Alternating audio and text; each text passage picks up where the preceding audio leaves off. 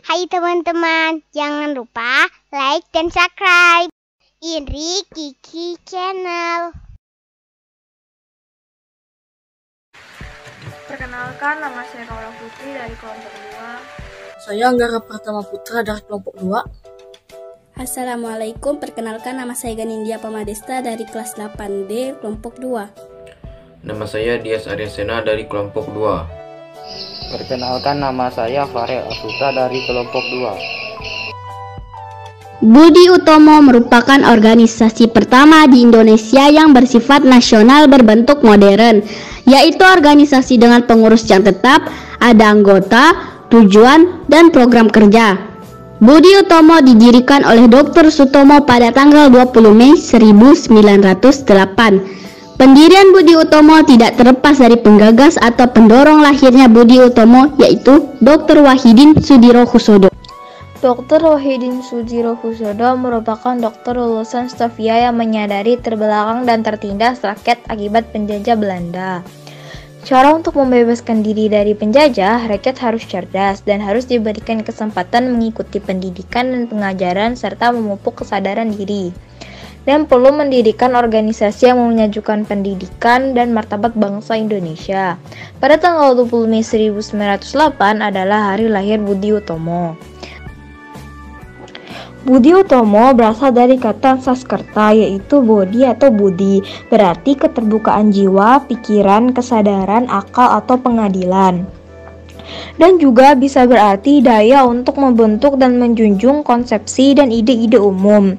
Adapun perkataan Utomo berasal dari utama, yang dalam bahasa Sanskerta berarti tingkat pertama atau sangat baik.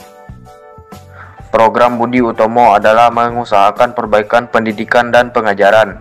Akan tetapi programnya lebih bersifat sosial karena saat itu belum dimungkinkan melaksanakan gerakan yang bersifat politik.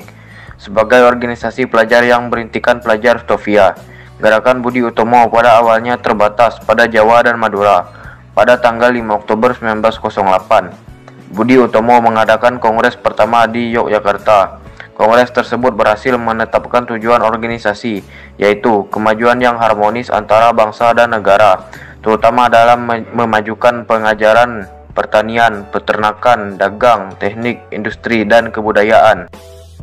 Setelah Budi Utomo mendapat dukungan yang lebih luas dari kalangan terdidik, pelajar memberikan kesempatan kepada golongan tua untuk memegang peranan yang lebih besar. Terpilihnya Ketua Budi Utomo Raden Adipati Tirtokusumo membuktikan besarnya dukungan terhadap Budi Utomo. Budi Utomo kemudian menetapkan tujuannya, yaitu menyadarkan kedudukan masyarakat Jawa, Sunda, Madura, dan penduduk Hindia seluruhnya tanpa melihat keturunan, kelamin, dan agama. Puespo Negoro dan Noto Susanto. Dari tujuan tersebut, secara tersirat Budi Utomo memiliki program mengembangkan kehormatan bangsa. Bangsa yang terhormat adalah bangsa yang memiliki derajat yang sama dengan bangsa lain. Pergerakan Budi Utomo merupakan keinginan bangsa Indonesia untuk bangkit menjadi bangsa terhormat dan dapat berdiri sejajar dengan bangsa lain. Budi Utomo merupakan organisasi pertama yang memperjuangkan cita-cita nasional. Dalam perjalanan Budi Utomo diwarnai berbagai kepentingan, baik dari birokrat priai atau disebut juga bangsawan, maupun pemerintahan Belanda.